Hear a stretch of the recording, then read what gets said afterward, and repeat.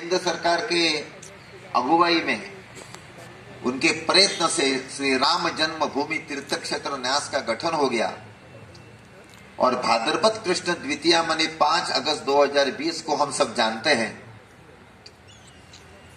अपने माननीय प्रधानमंत्री नरेंद्र भाई उनके कर कमलों के द्वारा राम जन्मभूमि के उस मंदिर का भूमि पूजन का कार्यक्रम संपन्न हुआ और पूजनीय सरसंघ चालक जी की भी उस कार्यक्रम में उपस्थिति थी और उस कार्यक्रम में माननीय प्रधानमंत्री जी का जो भाषण है वो भाषण सभी दृष्टि से ऐतिहासिक है। उसमें जो उन्होंने बातें रखी तो हर एक भारतीय ने और दुनिया के हर एक राम भक्त ने उसका चिंतन मनन और अध्ययन करना चाहिए। 16 करोड़ से ज्यादा लोगों ने वो कार्यक्रम टीवी पे देखा, आपने भी देखा होगा। दुनिया में एक कार्यक्रम इतनी बड़ी संख्या में देखने का सौभाग्य उसी कार्यक्रम को मिला होगा कि उसमें जो उन्होंने एक बात कही कि 5 अगस्त की बात है कि 15 अगस्त को भारत का स्वतंत्रता दिन है। तो स्वतंत्रता दिन के समय जिन्होंने अंग्रेजों के विरुद्ध में स्वतंत्रता के लिए संघर्ष किया उनको जैसा संकल्प पूर्ति का आनंद मिला होगा ऐसा ही संकल्प पूर्ति का आनंद आज के दिन लाखों करोड़ों राम भक्तों को मिल रहा है, क्योंकि 492 साल के संघर्ष के बाद ये दिन हम सब देख रहे हैं। तो इस आंदोलन का और इस मंदिर निर्माण का कितना जबरदस्त महत्व है ये उन्होंने एक वाक्य से ही अधोरेखित कर दिया। तो ये जो ऐतिहासिक मंदिर का निर्माण हो रहा है उसमें हमारा भी गिलहरी का योगदान देने के लिए हम सब लोग यहाँ एकत्रित आए हैं। जब ये सारी बातें हो गई तो दिल्ली में, हरिद्वार में, अयोध्या में सारे प्रमुख साधु संतों की बैठक हो गई और सभी ने मिलकर तय किया कि केवल 1 या 2 बड़े इंडस्ट्रियलिस्ट, बड़े दानदाता उनके आधार पर मंदिर का निर्माण नहीं करेंगे। तो राम जन्म के आंदोलन में भी लाखों गांव के करोड़ों लोगों की सहभागिता रही, वैसे मंदिर निर्माण में भी लाखों गांव के करोड़ों लोगों की सहभागिता रहनी चाहिए। हम सभी जगह जाएंगे, झुग्गी झोपड़पट्टी में जाएंगे, महलों में भी जाएंगे, जंगलों में भी जाएंगे, शहरी क्षेत्र में भी जाएंगे, परंतु घर घर जाकर राम भक्ति का अलग जगाएंगे और मंदिर निर्माण करने के लिए जो समर्पित करना चाहते हैं वो एकत्रित करेंगे। और भाइयों बहनों, सारी हिंदुस्तान की योजना बन गई। मकर संक्रांति से माघ पूर्णिमा 15 जनवरी से 27 फरवरी सारे देश में 4 लाख के ज्यादा गांवों में अपना संपर्क हो गया। अभी सारा वृत्त आएगा, लेकिन करोड़ों घरों में अपने कार्यकर्ता गए। कार्यकर्ताओं की ही संख्या लगभग 15 लाख से ज्यादा है कि 2-2, 3-3 कार्यकर्ताओं की एक टोली। मैंने आप कल्पना करिए कि सारे हिंदुस्तान में 7 से 8 लाख कार्यकर्ता टोलियां बनी। किसी टोली में 2, किसी टोली में 5, किसी टोली में 4। इतने सारे कार्यकर्ताओं का सहभाग और इतने सारे करोड़ों लोगों का सहभाग। For the sake of discussion मान लो हम मानते हैं कि 10 करोड़ परिवारों ने समर्पण किया, तो 10 करोड़ परिवार, इसका अर्थ ऐसा होता है कि 50 करोड़ आबादी। दुनिया के इतिहास में इतना बड़ा संपर्क का अभियान आज तक नहीं हुआ है कि जो गत 1.5 महीने में हम सभी ने मिलकर ये साकार किया। ये इस मंदिर के कार्यक्रम के संदर्भ में एक बहुत बड़ी विशेषता है। और गिलहरी से, जैसे राम सेतु के निर्माण में गिलहरी का भी योगदान था और नल नील तो उसके प्रमुख आर्किटेक्ट और इंजीनियर थे, तो वही कहना है। तो गिलहरी से नल नील तक लोगों ने इसमें समर्पण किया है। सुग्रीव ने किया, अंगद ने किया, हनुमान जी ने किया, विभीषण ने भी किया, लक्ष्मण जी ने भी किया, मां सीता ने, सभी ने किया। किसी ने अप्रत्यक्ष, किसी ने अप्रत्यक्ष, इस नाते से किया। क्यों? क्योंकि राम सभी का है, राम हर एक के अंतःकरण में है।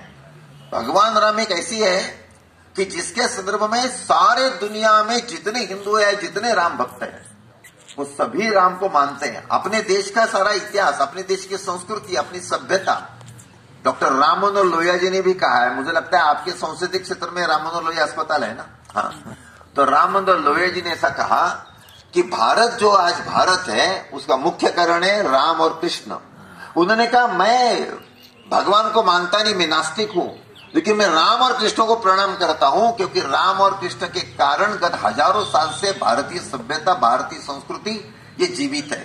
राम ने उत्तर दक्षिण जोड़ी, कृष्ण ने पूर्व पश्चिम जोड़ी। तो राम हमारे रोम रोम में, आनंद के क्षण में भी हम राम का नाम लेते हैं, दुख के क्षण में भी राम नाम सत्य कहते हैं, राम का नाम लेते हैं। कोई काम अच्छा लगा तो हम कहते हैं इसमें राम है, कोई काम अच्छा नहीं लगा तो हम कहते हैं इसमें राम नहीं है, मैं नहीं करूंगा। इस पद्धति की बात है।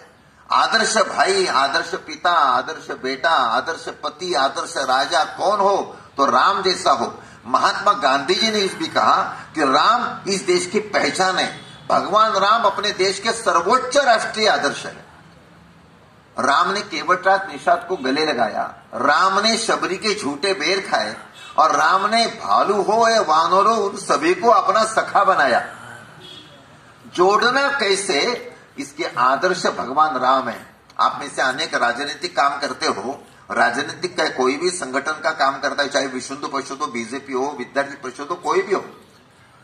संगठन कब बढ़ता है, जो दूसरे व्यक्ति को जोड़ता है वो अच्छा संगठन बनता है।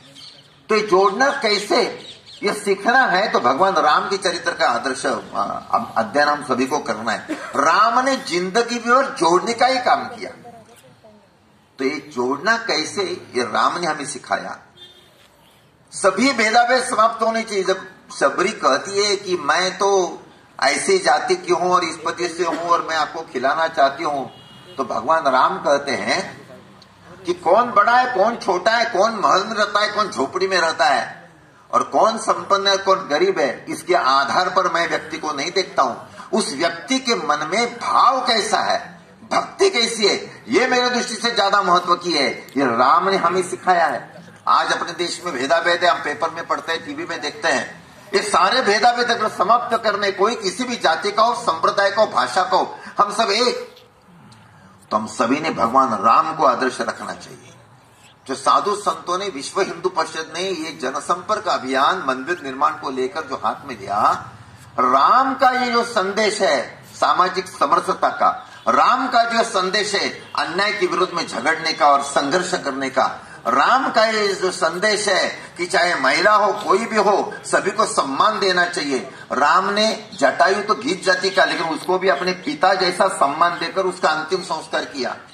तो ये जो राम का जो भाव है, राम का जो संस्कार है, वो घर घर तक लेके जाना, इस अभियान के माध्यम से वो संदेश जोड़ने का, प्यार का, आत्मीयता का, अन्याय के विरुद्ध में झगड़ने का, आतंकवाद समाप्त करने का। राम ने आतंकवाद कैसे समाप्त करना हमें सिखाया। रावण को खर दूषण त्राटिका को मारकर, समझौते से नहीं होता है, कैसे करना। तो ये सारा जो राम की जो सीख है वो लोगों के पास लेके जाना, ताकि लोगों में भी इसी पद्धति की भावना जागृत हो। इसके लिए घर घर जाकर ये काम करना, ये सारे साधु संतों ने सोचा, और उसका 100% क्रियान्वयन हम सभी कार्यकर्ताओं ने, जिसमें आप भी सब आए, तो हम सभी ने मिलकर किया। और जैसा उस समय 89 से 92 तक एक जबरदस्त जागरण हुआ, मुझे पूरा विश्वास है इस अभियान के कारण भी ऐसा ही एक जबरदस्त राष्ट्रभाव का जागरण इस देश में निश्चित रूप से हो गया है और होने वाला है। ये जो सारा अभियान अपना हो गया, अपने अपेक्षा से ज्यादा रिस्पॉन्स मिला, तो मैं कल्पना भी नहीं कर सकता। मैं केवल एक दूसरा उदाहरण देता हूं। जैसे संबलपुर है, ये संबलपुर है ओडिशा में, तो संबलपुर में 15 जनवरी को जब कार्यक्रम का प्रारंभ हो गया, तो एक मंदिर में कार्यक्रम का प्रारंभ था। एक संत आए थे और थे मंदिर में 100-150 लोग आए थे, माइक लगाकर भाषण चल रहा था। अभी वो बड़ा मंदिर था, तो मंदिर के आसपास भी 25-30 भिखारी भी थे, बड़े मंदिर में होते ही है। तो कार्यक्रम समाप्त होने के बाद जो बाहर आने लगे, तो एक कार्यकर्ता को, एक 2-3 भिखारी उसके पास आए कि क्या राम मंदिर के लिए आप निधि संग्रह कर रहे हो? तो उन्होंने कहा हाँ। तो उन्होंने कहा हम भी देना चाहते हैं। तो उन्होंने कहा आपको कैसे? नहीं, आप भाषण अंदर चल रहा था ना, हम तो अंदर नहीं आ सकते, हम तो बाहर थे, लेकिन हम बाहर बैठकर सब सुन रहे थे और हम देना चाहते हैं। तो उन्होंने कहा ठीक है, हम आपके पास आएंगे। नहीं नहीं नहीं नहीं, आपके आज जितना अभी तक हमारे पास जमा हो गया है वो अभी आप लेके जाओ।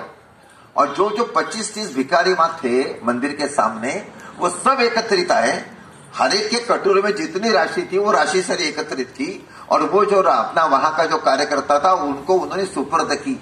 जब वहां वो कार्यकर्ता जब मुझे मिला तो वो मैंने मुझे लगा कि अभी रोएगा क्या, मैंने वो इतना भाव विभोर होकर मुझे सब बता रहा था। उन्होंने कहा विनायक जी ये है भाव कि सामान्य व्यक्ति के मन में भी अपने संदर्भ में किस पद्धति का भाव है, ये जो भाव है ना दैट काउंट्स, वो काम करता है। ये भाव जागरण इस माध्यम से हुआ। महाराष्ट्र में लातूर नाम का एक नगर है, बड़ा है नगर निगम है, 5 लाख आबादी का, वहां एक वृद्धाश्रम चलता है।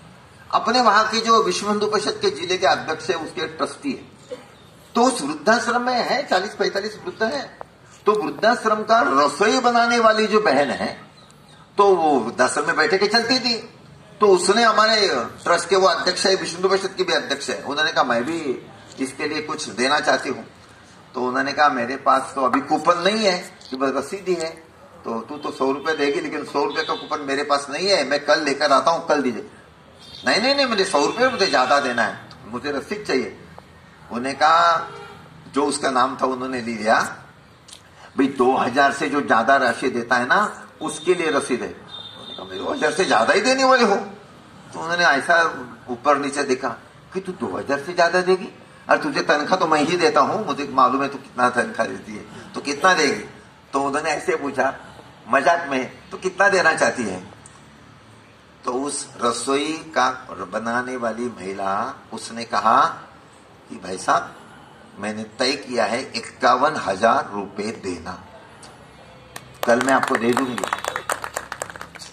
वो वर्चुअल बैठक में थे तो उन्होंने ऐसा कहा कि भाई साहब मैं तो 25,000 देने वाला था, लेकिन मैं जिस वृद्धाश्रम का अध्यक्ष हूं वहां की रसोई बनाने वाली 51,000 रुपए दे रही है, तो हम सारे ट्रस्टी शर्मिंदे हो गए कि ये 51,000 दे रही है तो हमें तो इससे ज्यादा देना चाहिए। लेकिन उन्होंने कहा कि मैं विश्वास ही नहीं कर सकता था कि ये जिसको 10,000 रुपए केवल मानधन मिलता है हर महीना, वो इतना राशि दे सकती है, हाउ इट इज पॉसिबल। तो उसने कहा जितना मेरा बैंक बैलेंस है उसका 50% मैं देना चाहती हूं, और उसने दिया। ये जो भाव है ना, ये भाव जबरदस्त है, ये सब जगह है, सब जगह, बड़े हो छोटे हो, एकदम कोई नहीं। एक जगह कलकत्ता में झुग्गी झोपड़पट्टी में अभी वो एक चक्रवर्ती साहब मिली थी, इसलिए मुझे कलकत्ता का नाम ध्यान में आया। तो हम ऐसे ही घूम रहे थे, तो हावड़ा की झोपड़पट्टी में हम जा रहे थे, शाम का समय हो गया था। तो एक महिला ने कहा कि घर में कोई नहीं है, मैं अकेली हूं, इसलिए मेरे पास ज्यादा पैसे नहीं है, मैं 30 रुपए दूंगी। मैंने कहा कोई बात नहीं दीजिए, क्योंकि उन्होंने कहा, वो बंगाली में बोल रही थी। तो मुझे पड़ोस के कार्यकर्ता ने कहा, उसने कहा कि वो लेकिन मंदिर कब बनेगा। तो उसने कहा, वो पूछ रही है मंदिर कब बनेगा। तो मैंने कहा उनको कहो 3 साल लगेंगे। तो उन्होंने कहा 3 साल लगेंगे, हाँ तो मंदिर बनने के बाद आपकी जिम्मेदारी है मुझे अयोध्या में लेके जाने की, क्योंकि वो मंदिर बनने के बाद मुझे दर्शन करने के लिए जाना है।